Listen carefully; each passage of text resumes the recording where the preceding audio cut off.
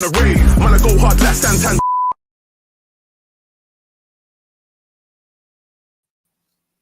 Hello there. Welcome to another New Spurs Order podcast under the Touchline Fracker banner. We've got a slightly special one for this episode. We got a special guest on. We're going to be joined for this podcast from, by Johnny from the Ale and the Vale podcast. Firstly, man, how you doing? Yeah, good. Thank you. How are you? Yeah, pretty good.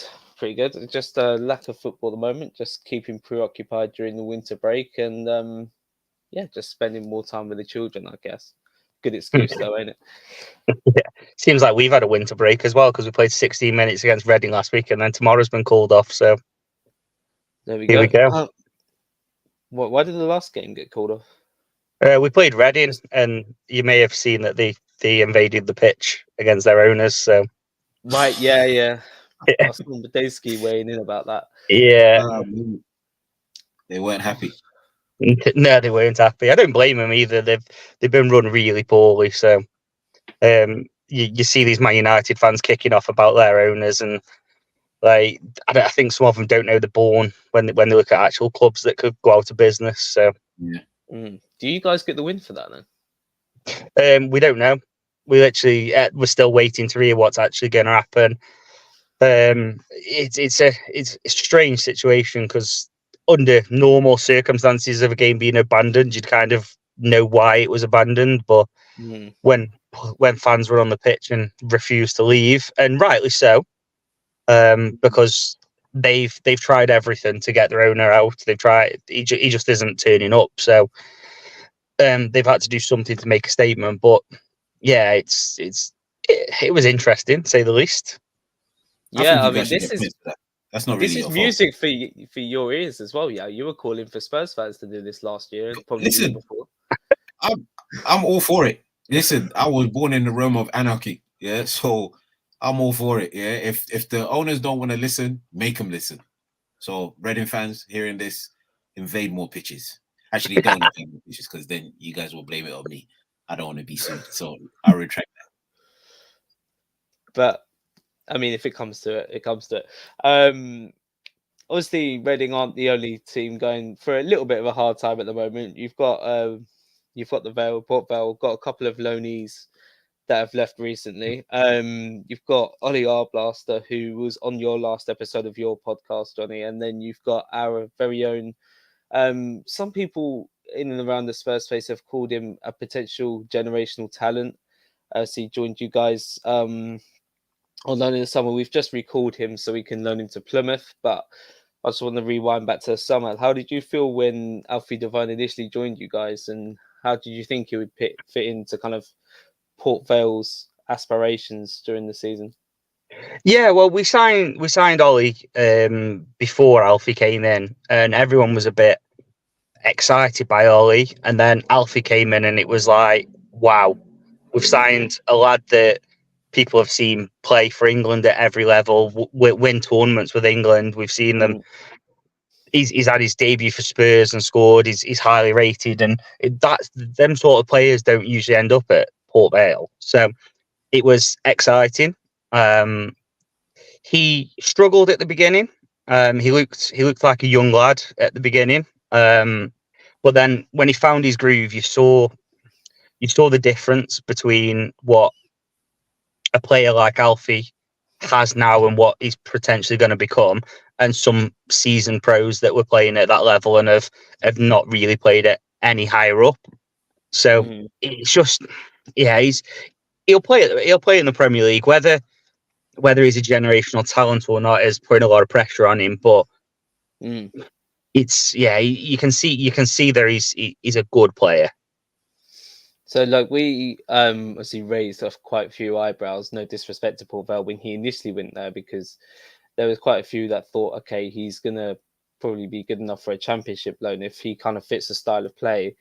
And then we saw he was going to League One Port Vale, and from the kind of base layer, I think someone from our account messaged someone on your account just to get a kind of debrief on how Port Vale play, and it seemed like it was very much like a counter-attacking type team, whereas think it was more favourable in like everyone's mind that Devine would suit a team which, okay, they're going to get on the ball a lot, be probably one of the stronger teams in that league. But yeah, how did you kind of feel like he was going to fit into the team, kind of like in the first few weeks and months of the season? Yeah, so we originally thought he'd come in as a number 10, because we were playing two number 10s behind a lone striker at the point. So we thought he'd come in as number 10. And as I say, he struggled a little bit there. I think he struggled with the fact that some good old-fashioned centre-halves are still in that league, and there's a bit of no prisoners held there. And then we dropped him back to an 8, and he seemed to thrive there because he'd get more of the ball, he'd see more of the pitch. He was able to run past players on and off the ball. So he feels to me that he'll develop as one of your 3-man midfield rather than being your technician in that whole sort of thing. As I've seen a lot of Spurs fans comparing to James Maddison and show that that's like his natural progression. And whilst it might be in the Premier League, currently, I just see from what I've seen of him at Vale that he's very much a deeper player than that. And we'll get into this as well later, yeah, because a lot of Spurs fans are now saying, because there's been a lot of strong rumours about Conor Gallagher potentially joining from Chelsea. We'll be giving them like 45-50 million for a player who might be blocking a pathway for someone like Alfie Devine. So it is interesting you say that, because Ange Postecoglou is looking for a kind of box-to-box type 8 who can kind of crash the box. And it looks like Devine's that type of profile. He's still maturing, of course.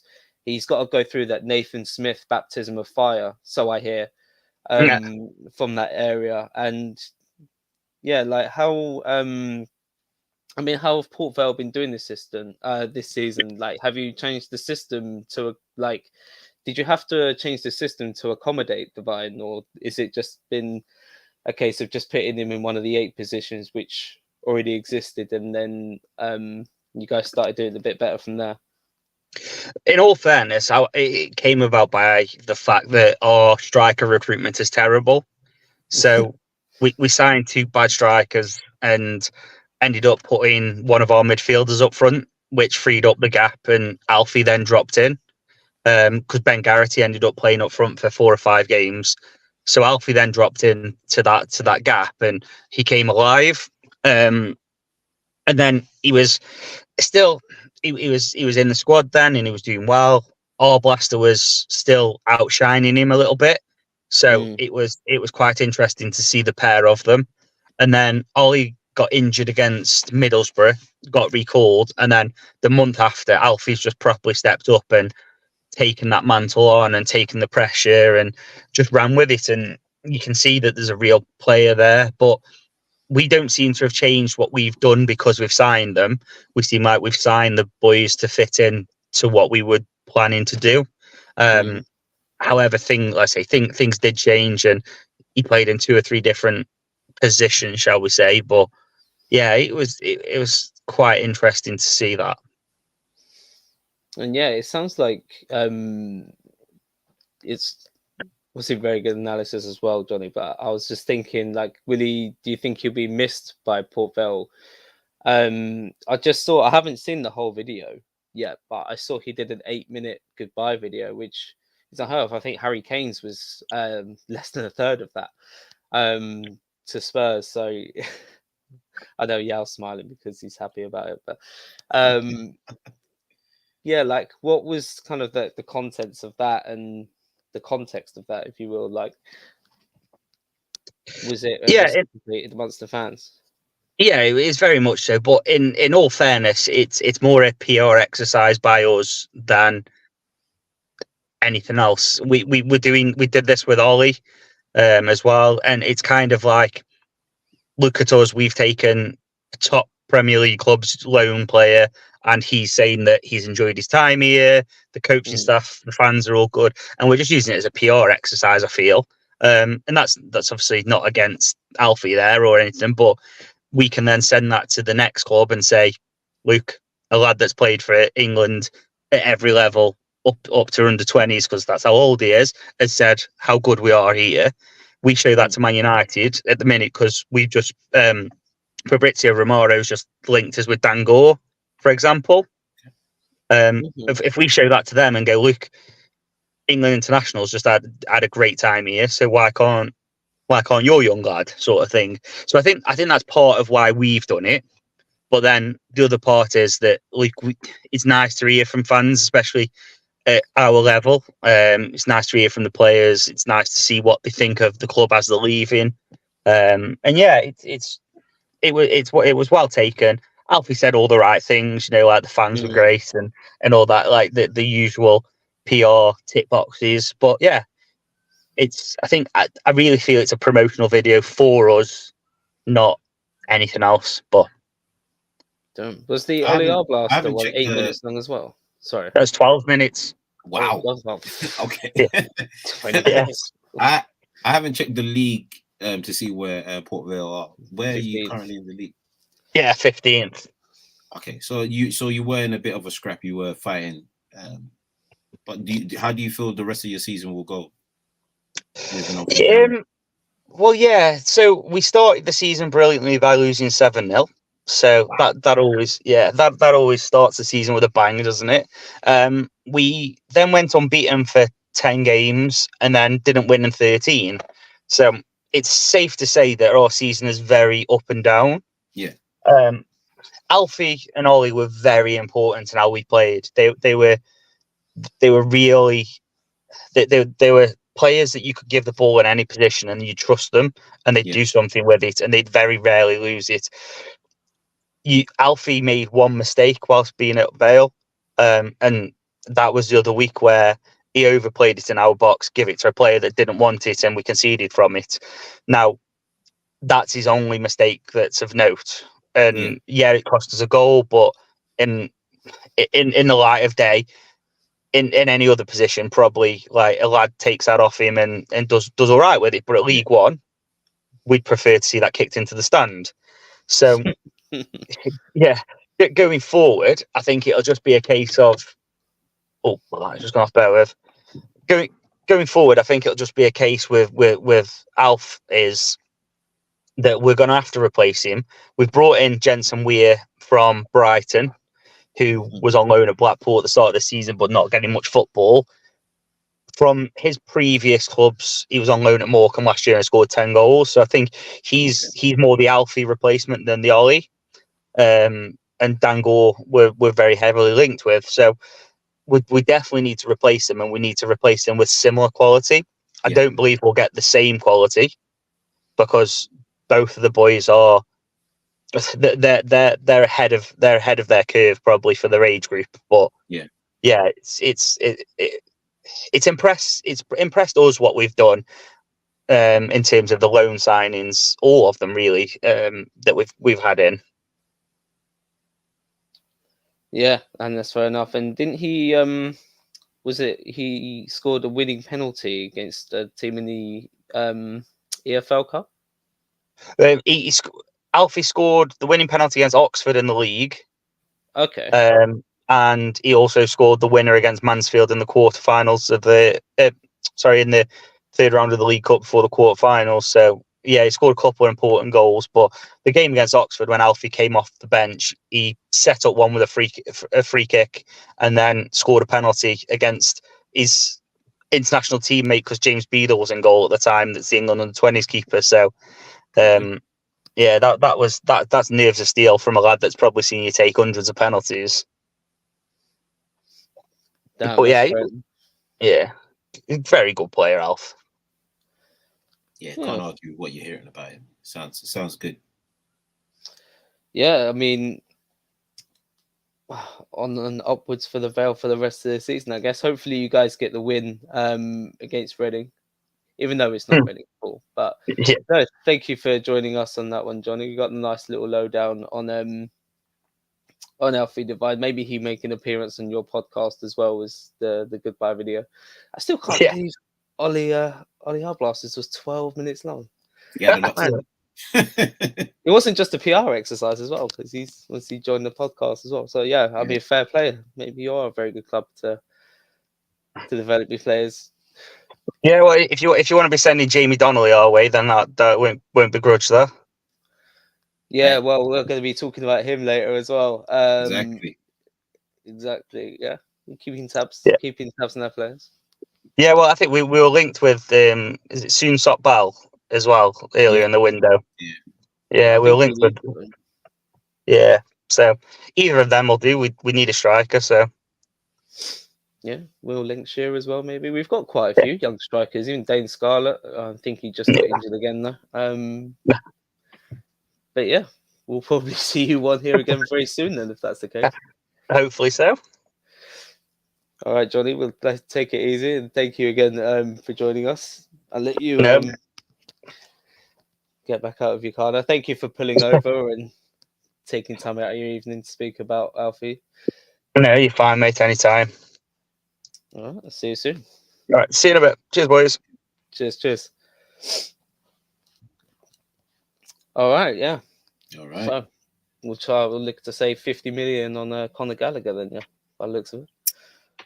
Listen, I'm not one for the whole Conor Gallagher move. To be honest with you, I don't have a problem with him. I think he's a decent player. I think he had a very good tenure at what do you call it, Crystal Palace. Yeah. Built up his stocks well, but since he's returned to Chelsea, he nothing's really moved the needle for me. So I'm like, I don't really see the need for us to get in a player that, it might breach or actually bring in the gap, I'd say, between the starters and the fringe players. It might bridge that a bit better. Because for me, the drop off from who the out and out starters to your Skips and your Højbjergs is night and day. Sorry to say this, I don't really want to go against Skip too much, but he hasn't really moved the needle, if I'm being brutally honest, and everybody knows what I think about Højbjerg. So yeah, I was looking at you when he mentioned how Devine made that one mistake and he gave it to a player who didn't want the ball, and I did think of a player who plays for Spurs pretty quickly, and I looked to see if you had in the same or thought the same thing. I imagine me mentioning it now will probably trigger that, but it was just interesting to hear. You gotta say the player's name because the people won't know. No, the people know. They won't. Who are the people? The people who are the people will know. But you say the player's name. Højbjerg. The little bastard.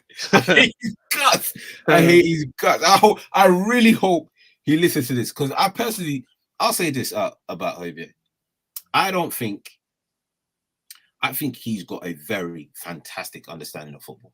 I think him understanding the game of football, high level, top level IQ. But for the love of Jesus Christ, the conversion of what we get on the pitch is horrific. It is absolutely horrendous. Like, we have to question why he's done this to us. Like, what did we do so wrong in his life that he thinks we deserve to see some of the football that he's given us over the years? We don't know, but obviously now Alfie Devine gone on loan to Plymouth. He's been signed by a player with the surname manager, surname Foster. Foster's signed a couple of players he used to work with. Alfie Devine in the England setup. By sounds of it, they play a back three system as well. Yeah. So they have the three midfield with number 10 playing off two split strikers. So I imagine he'll probably take one of those positions, and they seem to score quite a lot of goals. So hopefully they play good football. I can't say I've watched them, but I will be.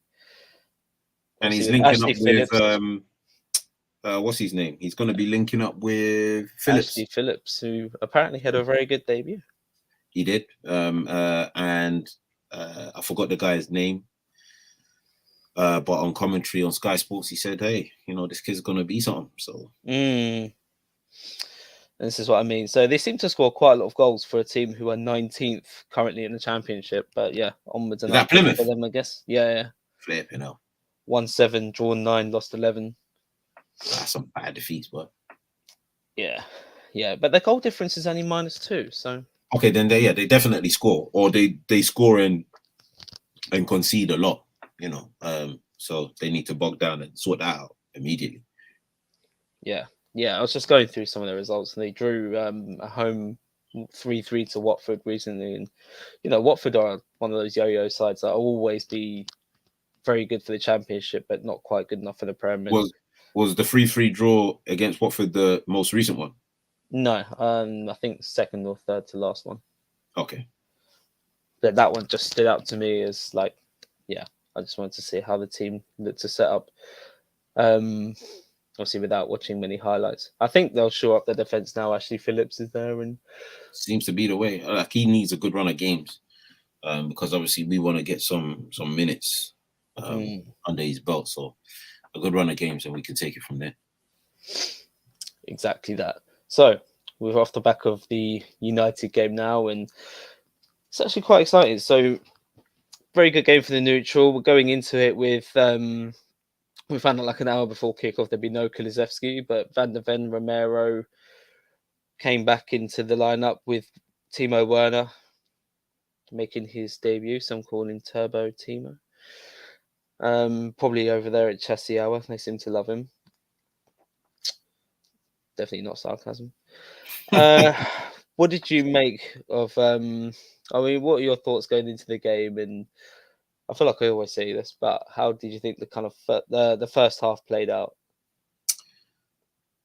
I think the first half more played. It kind of split into like two halves in the first half. So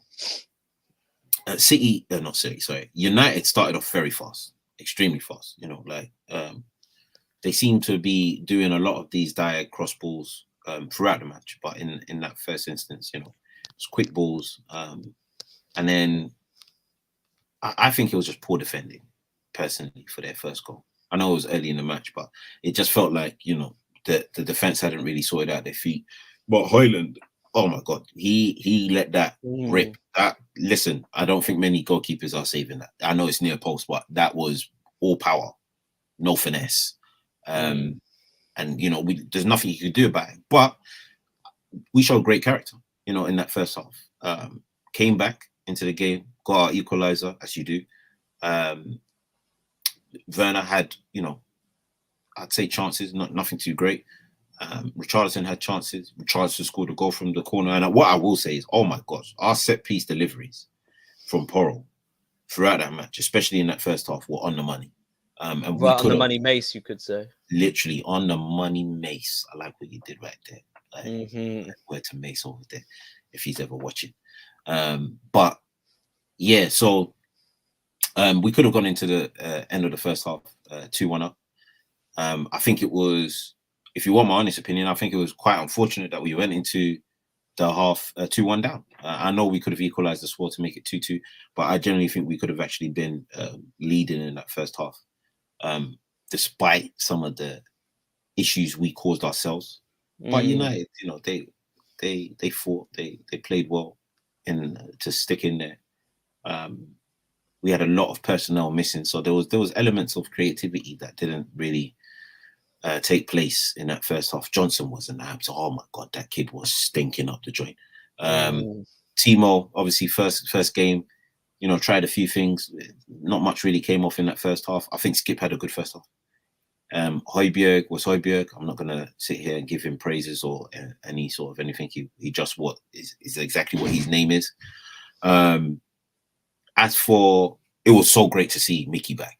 Oh my God, like you can already tell, once he was back, I just felt like, any of those counter attacks, we're gonna stifle those. And I don't know if most people noticed it, but in the first half, especially in the second half, our line was extremely high. Like, we're talking right on the halfway line. And it's like, go on, kick it over the top. We'll just get that recycle and, pin you in. And pretty much, we stuck to our guns. And I think a lot of players could really hold their heads up high in that first half and be disappointed that they went into the half 2-1 down. Yeah, I found it to be quite a hard watch, and not like because I thought we played badly. I just thought we played into their game a bit too much. We tried to fight chaos with chaos a bit too much. I know that's how Ange likes to do it, and it shouldn't come as a surprise considering our midfield of Bentancur, Højbjerg, and Skip for that particular game. But yeah, we just had absolutely no control, even when we could have done, just rushing things a bit too much. Weren't closing down Bruno Fernandes or any of their will players quick enough, and they were just able to find Rashford at will, who looked really sharp in that half. Couldn't explain the drop off in the second half, but yeah, like the chaos doesn't completely suit us, and it just sees Porro committing to positions to receive the ball and progress it further. And once he's already committed to a certain position in midfield, where obviously Ange asks him to invert, like if we turn it over quickly, then it's curtains. Like that, our left hand side is getting blitzed. Well, I don't think at the left. I don't think defensively. I don't think it was really a good or great game for Porro, if I'm being honest with you. I think what made of turned the tide for people in terms of like the game that he had was obviously the set pieces and deliveries. You know, if people were watching the game and seeing all the corners that he was putting in, they might have thought that he had a good game, but I don't think it was even close to any of his more decent games this season. So I think overall, I'd say it was probably quite disappointing. But again, that not necessarily all his fault, you know, but that left-hand side was getting exposed for high heaven and high hell. And it was just, that part was a bit of a hard watch, you know, because a lot of United's like attack was being switched from the right to the left for Rashford or whoever to run onto, whereas Garnacho was being used as a salad dressing by Destiny. It's like I don't even know why you're here, brother. Like, man, they're trying to eat salad. You get me, fam? So he kind of dealt with him. It just would have been nice if Porro was able to deal with Rashford much better. Yeah, I mean, I know his positioning sometimes can be really wayward. Porro, I think 1v1 he's great, but I'm just not sure what percentage of it is actually technically his fault. Like, he's been asked by Ange to commit to certain positions, and if the counter press doesn't work, then he's going to be really exposed. And it reminds me of a conversation I think Zinchenko and Rio Ferdinand had a few months ago about like, oh, what does the opposing winger do if the fullback inverts? And Rio Ferdinand was just like, I'll just stay up high and wait for you guys to make a mistake and counter. And then Zinchenko was just like, yeah, but then how do you sustain pressure and all of that? And it was like a kind of old school versus new school type conversation. But it was an interesting one. And Man United are adopting Rio Ferdinand's approach, and it almost reaped them dividends. Like Garnacho would barely track back. He did try a few times. Rashford wouldn't track back, but that outball was just always on if we turned the ball over too quickly. And fortunately for us, we managed to get a second goal quite early on in the second half. And yeah, I think that kind of eased our nerves and changed the game for us for the better. But how did you feel? I think that second half was much better. We did obviously dominate and have the more lion's share of the ball, of the possession, which I wasn't surprised with. It was just disappointing that we didn't really create anything cutting in that second half with all the levels of dominance that we did have. But that early goal was a well-worked goal. Like, you know, it was just like disappointing in terms of the forward line. I mean, Timo, he tried. It's his first game back, so I'm kind of not necessarily going to go after him. And Richarlison did get a goal in the first half, to be fair, to him as well. But my God, for the love of Jesus Christ, that was a really, really bad game for Johnson. It was just, there was nothing there. Yeah, I think people have been harsh criticising his engine. There's been talk of him not having the gas tank for whatever reason. I think that's the very, very, very least of his problems. Like, he's always getting in really good positions and attacking good spaces. Papa Blankson asks or says, I think we're better defensively with Kulusevski, Sarr especially, I agree with. And Porro on the right-hand side. Johnson doesn't quite have the engine, but I don't know if it's him not having the engine. I think it's more he just doesn't track back, or he doesn't track back as much as the two others. I don't know if that's a requirement or something that Ange has put in place, but he definitely doesn't track back nowhere near to the same degree as to what Kulu or Sar does. Yeah, well, Sar especially, right? He's got that right hand channel on lock every game he seems to play. What do you feel like Brennan Johnson and Timo Werner could have done better in this game? Because I always felt like our best way, I never felt like during the whole second half, of which we did control, I didn't feel like we could create a cutting edge chance to score from open play. I always felt like our best chance would probably come from a Porro set piece. Yeah, I not want to be too harsh on Werner at all. Yeah, but Werner. It's his first game in a while. You know, like he wasn't even from the conferences before the game.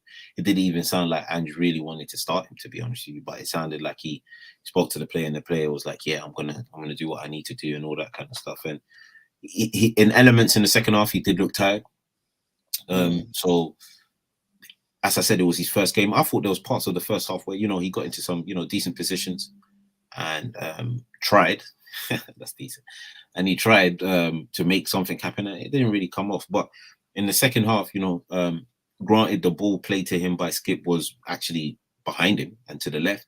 You know, he recycled it well, showed patience, you know, could see the instructions being given to him by Bentancur, and obviously laid it on a plate, and Bentancur took that lovely touch and smashed it into the back of the net. Whereas Johnson, honestly, it was a bad game. Like nothing was coming off. There was one part in the first half where we done our usual, you know, play down the right hand side. He is free. He's gone off to the races. Simple cross, you know, low into the feet. Him and Richarlison have linked up well for that same type of goal, at least in the last two games. I think it was one against Bournemouth and one against Everton, so back to back, even sense.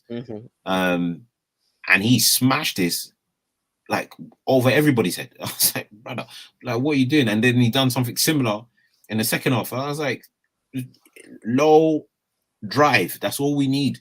You know, make the defender have to do something. So that was really disappointing, because really and truly, when you actually look at our team with everyone fit, no offense to Johnson, you know, I don't see where he starts, if I'm being honest with you, especially now that we've got Timo in. But if we're looking at everybody, if we're looking at everybody being fit, Johnson comes off the bench, which I think would have been fine for him this season, you know, to understand the system, get into things. But unfortunately for him, he's had an injury as well, a stop-start to his career at Spurs. But, you know, with all the injuries we've had, he's had to be thrown in the deep end and actually make it work. Some games it's come off, some games it hasn't. Yeah, I feel like, as I've said it on previous pods and in the group chat as well, I feel like Brennan Johnson has been a net positive for us. That was by far his worst game for us so far. But if he can stick to the basics and the things he does well, i.e. the cross you alluded to, I feel like he must have just overthought that particular one, because Richarlison was in acres on that front post. Made a Giroud type run as well, didn't he? Would have got onto the end of that and probably scored. And yeah, just being able to improve his overall quality when he does get into these good positions, which he does tend to do. And he seems to have a good mentality to knuckle down and improve and take on more of what Ange wants him to do in the final third. It's just improving that kind of variety of how he can create and how he can score goals. Timo, I thought at times he could have probably been released earlier, to be fair, but when he did, I felt like he could have really taken on Dalot a bit more. And there was a few times where Porro got in great crossing positions, but he was kind of really, obviously, I would have liked to have seen him kind of attacking more towards the back post and into the box, but it felt like he was hanging further out wide than what would have been ideal. Yeah. And if a cross was to reach him, he'd be probably a bit further away from goal than what would have been ideal to do something. So I would only really, this is being critical as well, like again, first game, but if he sees Porro on the ball in space, just be an option Yeah. towards that back post. Like that's going to be how you're going to get any kind of like early joy, I think. But yeah, we'll see how the next game goes. It's an interesting one against Man City. We'll get into that. Damn, how did you feel Bentancur did? I think Bentancur had a good game. Overall, he had moments. I think he's still coming back to full fitness, so he had moments where he did look a little bit out of the game. But in terms of like what he provided for the team, it was overall a good performance. You know, like we know what Bentancur can deliver for us. I don't think anyone really complains about what Bentancur brings to the team, and we saw with the goal the quality that he has. So you know, there's loads of positives now that he seems to be getting back up to match sharpness and match fitness. We just need to make sure that we keep him fit for the remainder of the season. Exactly that, and I keep on saying it, but I can't get over it. He's just a midfielder who can literally do everything. There was a few times Højbjerg, who I thought had an okay game, to be fair. He lost the ball on the half turn a couple of times, like right on the edge of our area, and like every time it was Bentancur that quickly put the fire out, and I'm like, how are you there? But then you're up the other end of the pitch and you're being the goal threat and you score a great second goal for us and everything else. And at the same time, he covers so much ground off the ball. Yep. He can win his duels most of the time. He's very press resistant. He can carry. He's got a great pass variety. He's added the goals package to his game now. Like, there's literally not a thing he can't do. And this has left a lot of people to speculate and debate whether he's wasted as a 6, as he played as an 8 against Man United and absolutely shone. Good contender for man of the match, in my opinion. But the other contender would be Richie Ladd. Richie Ladd, you think Richie Ladd should be your man of the match? I think he was mine. I do apply a tiny bit of Johnny Evans and Varane being cooked tax, because they are pretty cooked, especially Varane, whose like legs and knees have completely changed shape. But that was a very complete 9 performance, I think. I think he had a good performance. Like, I don't think there was, like, he held up the ball very well, linked up well with other teammates. But for me, if I'm giving man of the match, I'm actually going to give it to Destiny. Okay. I think he just done a great lock-up job. I don't remember seeing Garnacho in the. There's 2 players I don't remember seeing, and the second one I'm going to mention, I didn't even know he was playing in the second half till United had a free kick later on in the game, and that was Bruno Fernandes. I had no clue he was on the second half. I actually didn't know. I thought he got subbed. But I was like, wow, this guy he really does go missing, you know. So yeah, that was for me it would be Destiny. But yeah, I can understand the Richarlison shout, even though some people wouldn't like it. Yeah, I don't hate that at all. And like you said, it was hard to remember who was actually playing for United. Like Eriksen, I couldn't remember was playing that much, even though he started. Garnacho, I thought he was actually quite bright in the first half, or he was at least getting into dangerous positions and could have maybe even won a penalty off Destiny had he rode his luck a little bit more. Yeah, literally. But no, this is why I love Touchline Fracker, though, because they coin certain phrases all the time which should be used in football fandom and punditry more. And then the phrase was coined of Destiny's Child after that game, referring to Garnacho. Imagine. And it works. It works. But yeah, okay. Destiny Doggy man of the match. If there's anyone in the comments listening to this or watching this now, please say your man of the match. There was a fair few. Mine would probably still be Richarlison, with Bentancur very, very close second, or even joint first, but I don't want to be boring with that. Dragushin made his debut, and briefly went to a 3 at the back instead of bringing on Jamie Donnelly to perhaps come on and show a creative spark. I mean, what were your thoughts on that in general? Because you put quite a sexy 3 at the back line up in the group chat. So yeah, I mean, obviously with Dragusin coming to the team, you know, we have the luxury of being capable of playing three at the back if we want to. Still playing the four as well because he can play right back. I even had a thought today that there could be games where, you know, him or maybe not him, maybe Romero could go more into the defensive midfield role. Let's say, you know, if there's certain games where we want to have like, I don't know, crazy two 10s, and we just want to shore up the whole 6 role with, you know, somebody who's a bit more defensive minded. There's room for like movement, but in terms of their debuts, not really much to go on. Dragusin had one cross that came in that he had to clear. That guy's a man mountain, by the way, because that cross was not, you know, even though it wasn't high, you know, it wasn't like crazy high, you know, he dealt with that quick. You know, I said that doesn't need to come into our box whatsoever. And I like the fact that he's an athlete, so he's not one of those defenders where it's low block, you know, every cross comes in, header it out. No, he can play. So I think in the upcoming weeks we're going to probably see more of him, either in the starting lineup or coming off the bench and getting more game time. And it'll be interesting to see how Ange, you know, uses it, because if we do use a back three, you know, that back three, Destiny and Porro will definitely be on the left and the right. Yeah, exactly what Papa said. So Destiny and Porro will definitely be on the right because they can work as wing backs and get up and down the pitch. That, to be honest, you really only leaves 2 positions in the centre midfield, which I would probably give to Maddison and Bentancur. It's very attacking, if I'm being honest with you. And then you've got Kulu, Son, Richarlison up top. But we have to see, because I don't think Ange has ever shied away from playing a back three, but it's not necessarily his actual system. So we'll see.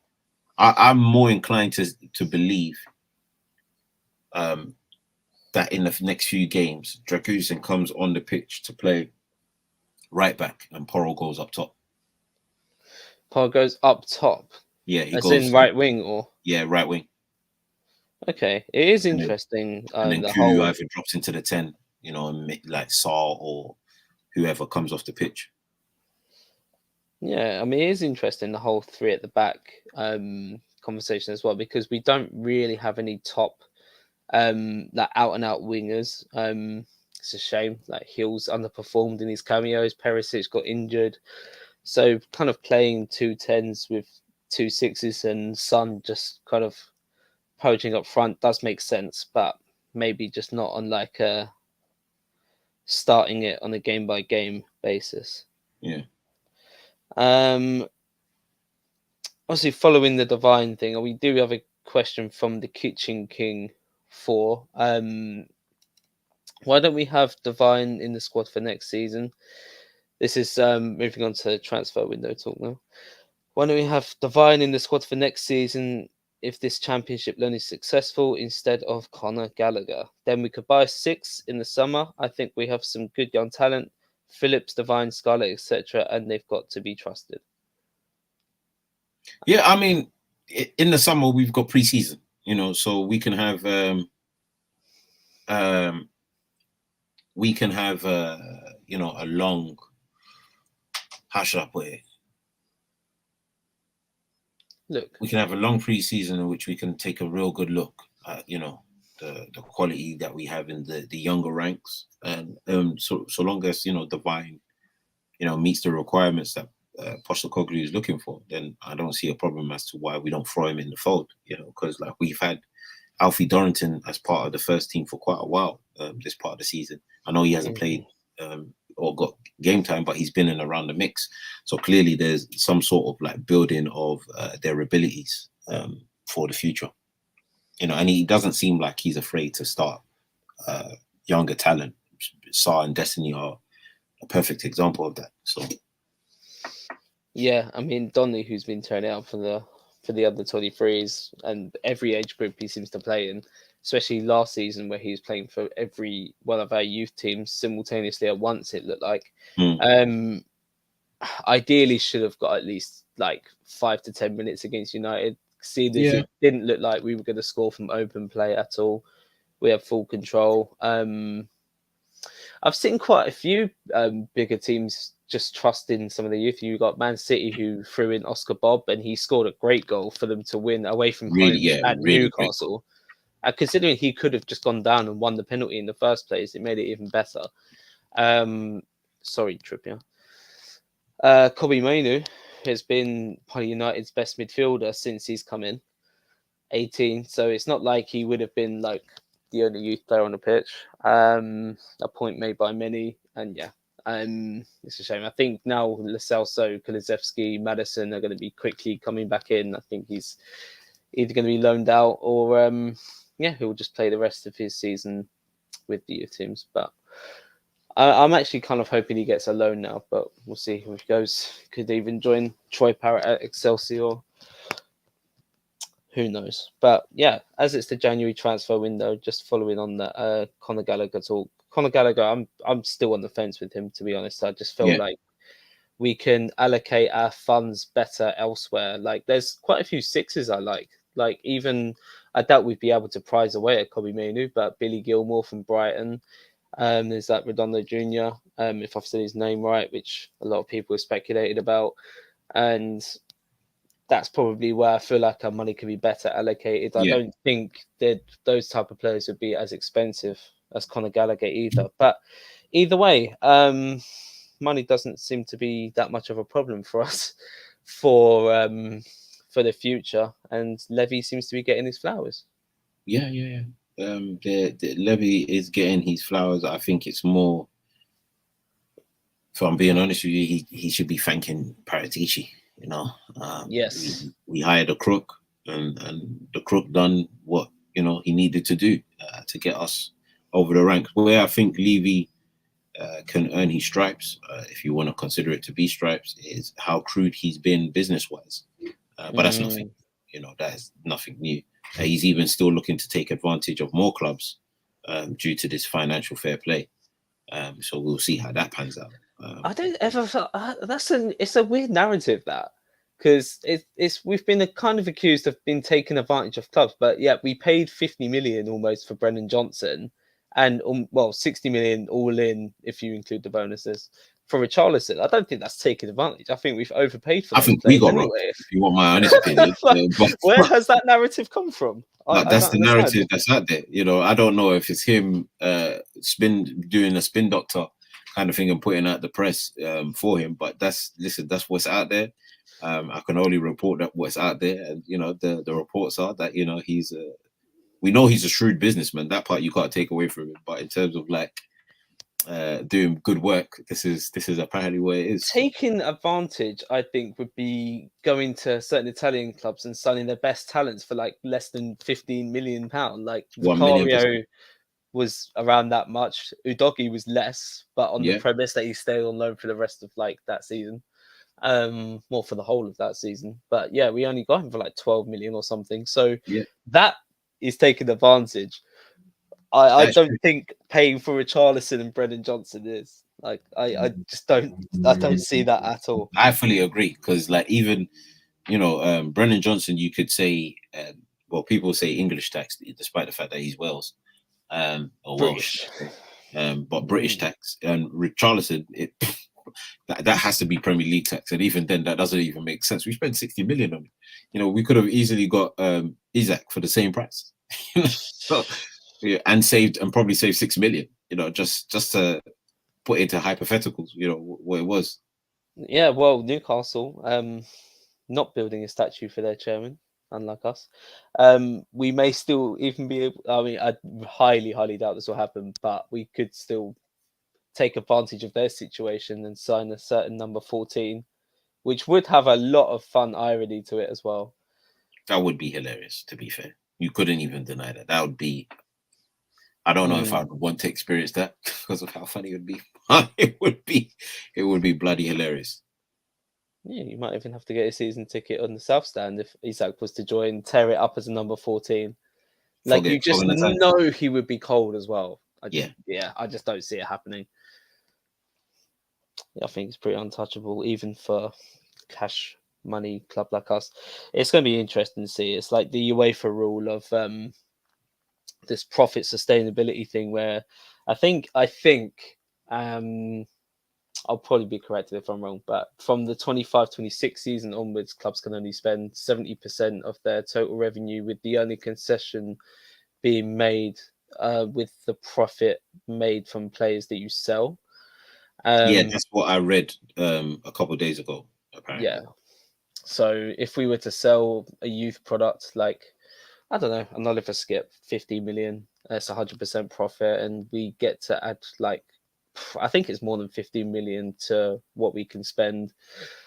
But yeah, I still don't fully understand it. I just know we're looking pretty good, especially if Man City end up having to answer for these charges. Hopefully, that's a bit of a distraction in the build-up. Them man ain't answering for nothing. Yeah, they're gonna beat all 115 charges. Oh, I still kind of have that clip living rent free in my head where it just has those lawyers walking up to that courtroom. Yeah. And the boys are in trouble, and it's true that they're going to be armed to the teeth with Yeah, they're not probably playing. a lawyer for each charge. I would not be surprised. They're not playing at all. Mm. So Perisic looks like he's going to Hajduk Split. He's taking no, the it's same done. thing He's gone. as Kalinic. Yeah, Yeah, he's got the here we go. Yeah, he's got the here we go. He's gone. And I think it's a good move for all parties, if I'm being honest with you. He's injured. He's injured to the end of the season. There's no point of like keeping him on the books, paying him a wage and all that kind of stuff. What I read was that he will be taking, like, it's a super pay cut. So I think he's like getting paid €1 a week or something like that. Mm-hmm. Something like that, because of like, I don't think they have the money basically. Same as Kalinic. Yeah, it's just some cheap deal whatsoever. So yeah, I think it's a good thing, and obviously takes wages off our books. Considering the fact that we're paying for Timo's wages, that means that we're not double paying, and there's some money to be saved in the kitty. Antonio Nusa in potentially. Yeah. Good initial thoughts on him. 30 million euros potentially going loaned back to Belgium for the rest of the season. Again, I think it's a great deal. If it gets over the hill, that's one for the future. That's meant to be one of these wonder kid, one of these star boys. There's a lot of hype around him naturally, as you get with these younger talent. Left wing as well, which means that we're signing for the future, and that pretty much for the beginning now that builds bases on the left hand side. That would be if we get that deal over the hill, that's Destiny and Nusa on the left hand side in terms of the newer recruits or the new young bucks that are coming through. Sarr obviously in midfield, and then when you really look at the age of the team, you got Radu Dragusin at 21, you got Mickey at 22, 23, and then you've kind of got, I keep forgetting that Kulu's 23 even, and then you've got your elders, or your elder statesmen in your Romero, Vicario, Bissouma, Bentancur even, Richarlison, Son, to make up the rest of the team. And even I think Porro's 24, so it's pretty young. We're talking about building a base that can stay strong for at least another 5 to 10 seasons. Papa Blankson asks, would you rather have a destroyer number 6 that covers ground defensively, or a number 6 that can ping and set tempo? It's 100% got to be a number 6 that can ping and set tempo, because of the system that we play. It doesn't require a destroyer at all. Yeah, I mean, I was thinking ideally a good number 6 should be able to do both to a good extent. Anyway. Yeah, even if they're not a destroyer, if they're just decent enough at the defensive elements. In fact, their offensive elements could be the defensive element. Giving them the ball at the right time, or when we break down a play, they're able to just create an attack immediately. That's the equivalent of being or as important to us as a destroyer. So it's always going to be the more pinging and setting tempo six that we need in this setup. Maybe if it was a Conte team, thank God we don't have that guy no more. Then it would be a destroyer, you know. But you know what we've done over the last season in getting rid of Conte, helping Dyer find his brother. You know, these are important stuff. You know, we've done some great work. I'm proud. This is your first podcast on since Dyer's left, and I sent him a message on Twitter, but it didn't go through. I think I blocked. But such is life, you know. I wanted to wish him well, him and the family, and especially for finding the person that slapped his brother. It was clearly somebody in Germany. I said this a couple of years ago, but nobody wanted to listen to me. So I'm proud that he managed to find a culprit in Germany, and I hope he stays there. I hope he remains there forever. I never want to see him in White Hart Lane ever again. Not during a Champions League game. Nothing. Never want to see him again. Jeez. Oh, I didn't think you'd say anything different to that. But yeah, age profile to our squad's looking very good, to be fair. And long may it continue. Even though, to answer Papa Blankson's question as well, I probably prefer the latter in a tempo setter, but yeah, they have to be able to break up play a little bit as well. We'll see. If it's someone like Palhinha from Fulham, even though he's getting on a little bit now, I definitely wouldn't say no to that either. I think he's someone who can do both. I think he's decent. Actually, he's decent, but if I'm gonna say somebody who can do a little bit of both, I know they're not available, but it'd be Douglas Luiz. Ooh, yeah, I really like him. That's who I'd take. Not necessarily Palhinha. I don't want people to think I don't like Palhinha. I think he's quality. But Douglas Luiz, having watched a few Aston Villa games this season, yeah, he's about that. He is. We need not forget that Basuma can do it as well. And he can, but he's just gone off the boil, in recent games. Don't know what's happened. Apparently, he's just contracted malaria as well. I don't know if that's true, but yeah, apparently that's what got reported. But that's we'll shrug that off. He'll either be able to play games or shouldn't be nothing too serious. A lot of players contract malaria at AFCON tournaments. Unfortunately, it's just one of those things, like the common cold out there. Damn. How are Ghana doing? We are garbage. Oh. We are trash. I'm seeing memes about the Ayew brothers every single time Ghana play, and listen, Andre's had a good career. Yeah, some would say great. I'd just say good. Internationally, he's done little bits for us, even from when he was young.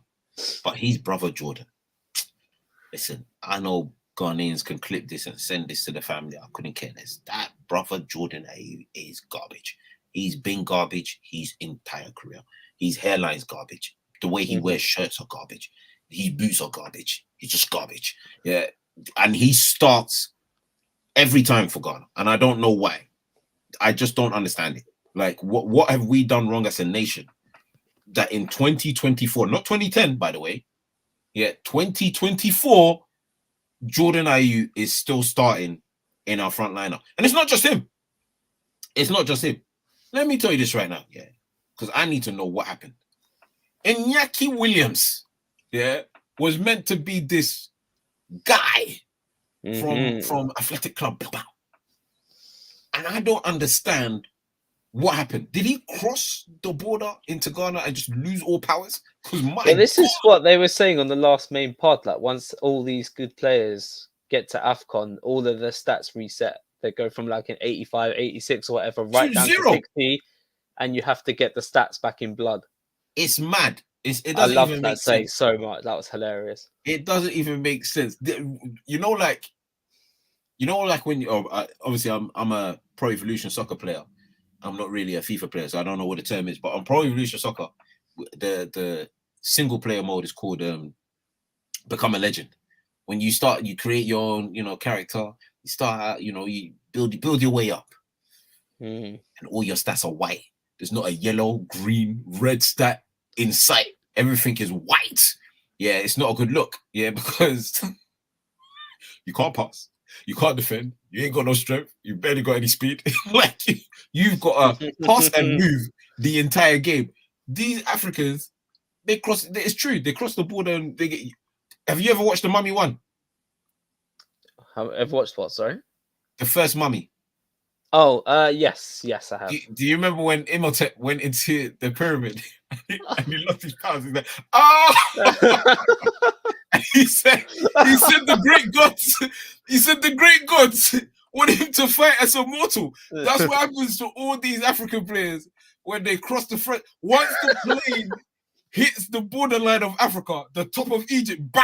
Just, these men are just stinking in the plane. Just the great Salah's there holding his hamstring there. They want me to play with no enhancements. Oh, forget. Finished. Oh my god. I was what watching shocking the game yesterday praying for blood. Like I would have obviously it was Ivory Coast versus Nigeria.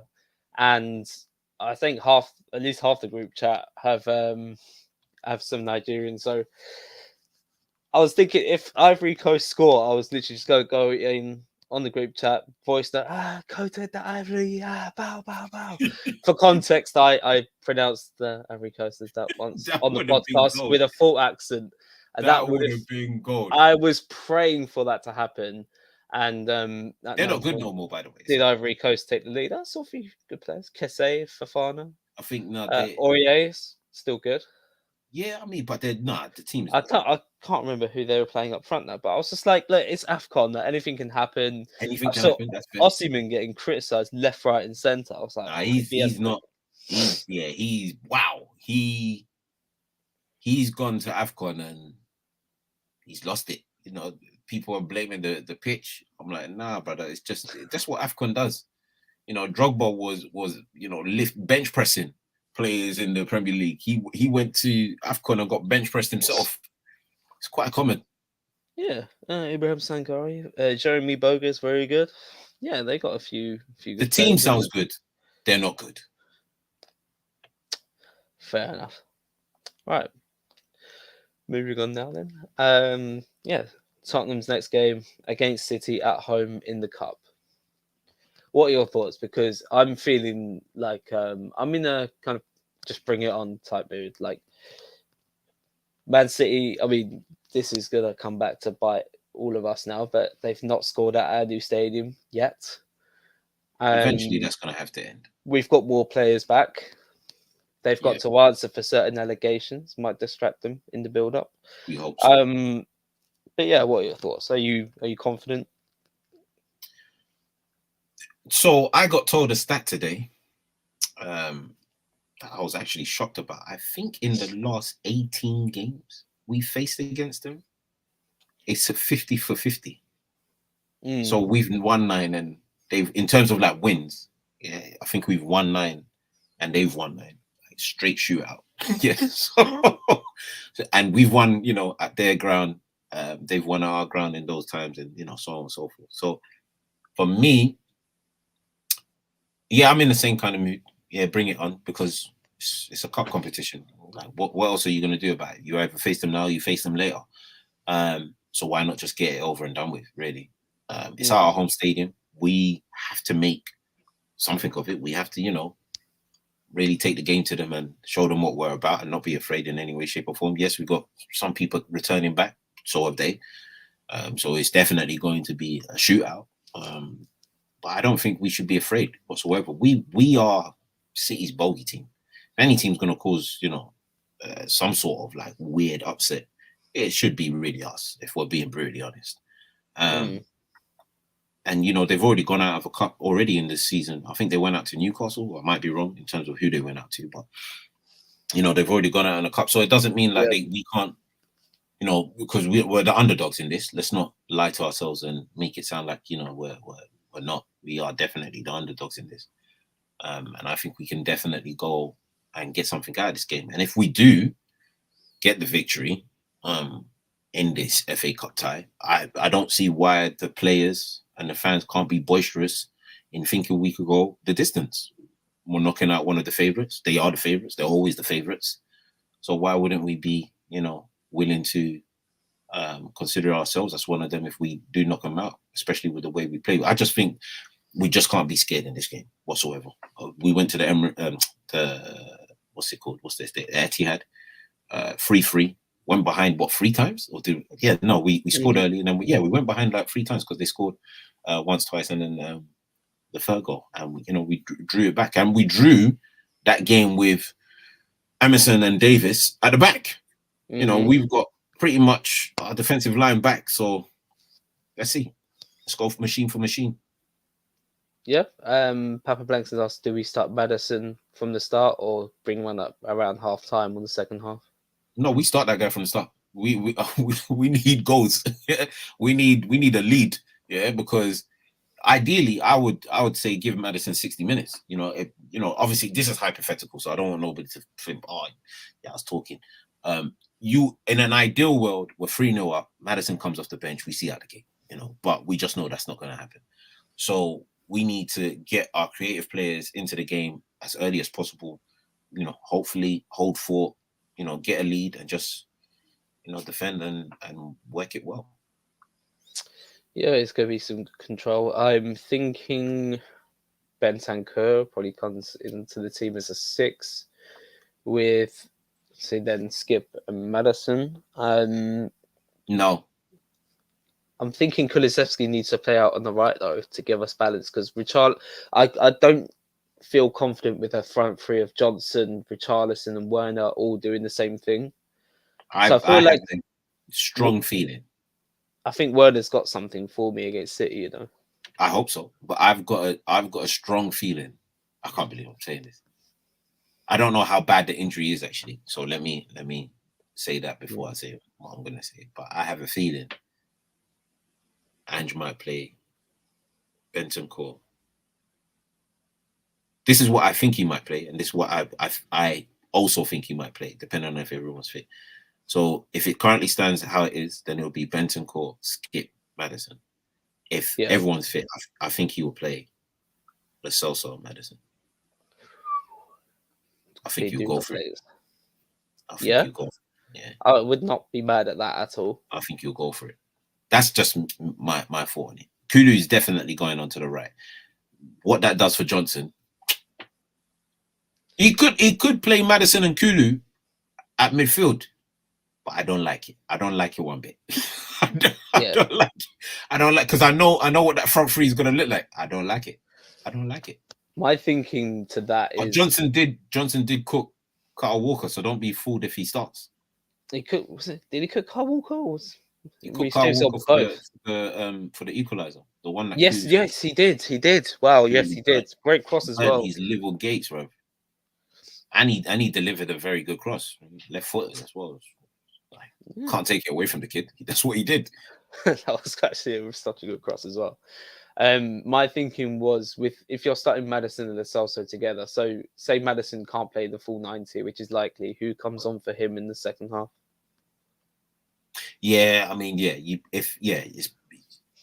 terms of like fitness, Lo Celso's probably gonna come off the bench if he's even fit. I think Skip is definitely gonna get a run out. Skip had a good game against United. He had a relatively good game. I don't think it was poor in any way, shape, or form. I just need us to beat City. I need that. I'm thinking. I don't want to go out this early in the cup whatsoever. I want a cup run. I really wish Son was playing this game. I would put my house on us winning. Oh yeah, if we had Son, that would be game over. But I'd be talking crazy. Yeah, Kulusevski kind of tucking a little bit, and then you got Werner and Richarlison causing chaos in behind. I'm hoping Werner can kind of see Man City as, okay, they're big Man City. There's not much pressure on me. I can kind of try and express myself a bit more. Ange will try and alleviate the pressure off him as well, I'm sure. And all it takes for him to have a successful loan at Spurs is for him to have a Fernando Torres at Chelsea moment in the cup. Like, he could do initial for like the rest of his loan. If he does something against City and we do really well in the FA Cup, that's all essentially he has to do. I know what you mean, because Fernando Torres' time at Chelsea, I know some of their fans tried to look back on it fondly, but that guy, he'd lost all powers because some of the things he was doing at Chelsea was egregious, was absolutely disgusting. I'll never forget the day he went round De Gea and smashed the post. I was like, I was thinking of that exact one. He was in my fantasy team that day as well. Yeah, I was like, I have no clue how he did that. Yeah, but you know, the goal he scored against Barcelona, folklore. Like, you're in the history books forever now. Yeah, like they're gonna remember you. And Gary Neville's flipping moaning sounds. Don't know what he was doing there, but oh well, such is life. So yeah, we need. I think, especially seeing how City played against, was it Newcastle? It was Newcastle. Yes, yeah. Newcastle just gone. I'm like, yeah, they can't play like that against us. I know that sounds, you know, brazy, but I think defensively we're better than Newcastle. They definitely can't play that way against us because with the players we got coming back, it could be a madness. Or we can create all the chances under the sun and not hit a barn door. That's the difference. You know, we can legitimately this game. If we're on song, we could smash them. If we're not, and you know we're doing the same nonsense we were doing against Aston Villa, yeah, it's gonna be a long day. The Aston Villa game is the game I thought of when you said about playing Maddison and Lo Celso together, and I was like, that could work so well. But yeah, I don't know. It could also be quite chaotic. And De Bruyne's back now as well, so yeah. Well, we all know that guy's still looking a bit thick though. But I mean, he looks like he's being quite dangerous. Still looking a little bit. The goal he scored. Come on, bruv.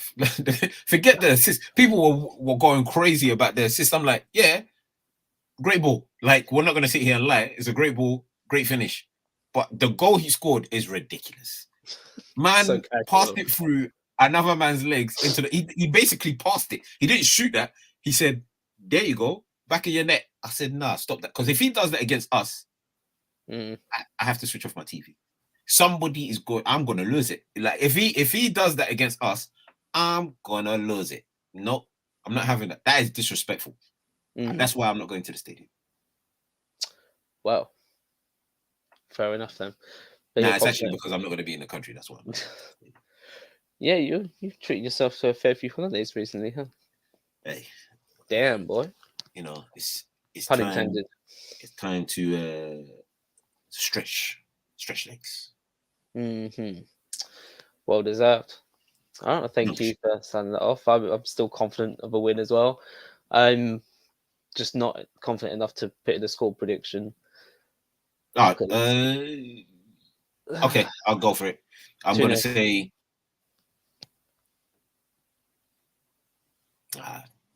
sod it. 2-1 Spurs.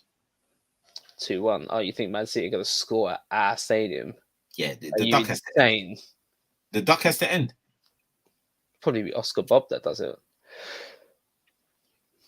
That'll piss me off.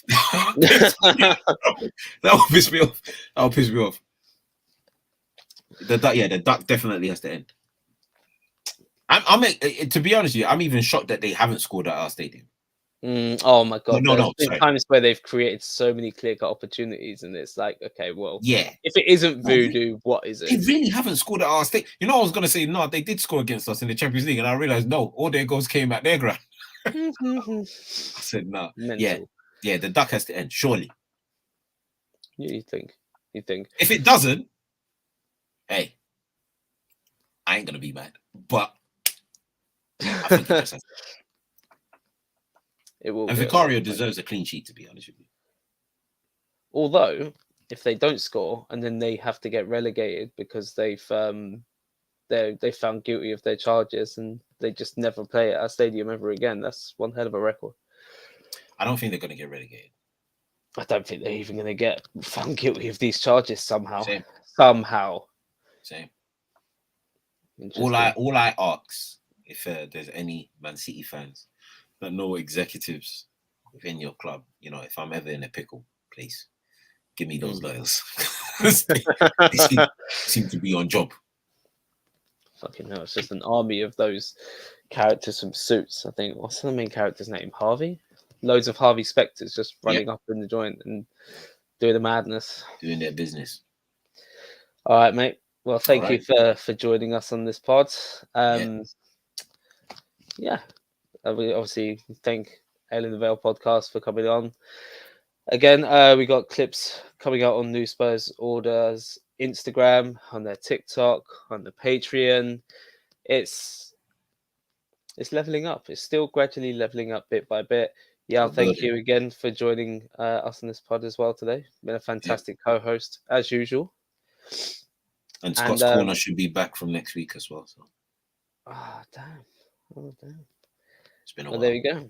And yeah, obviously look out for the streams, which will happen whenever, and the audio every Saturday morning. And for now, peace out. Come on, you Spurs. Peace. Bow.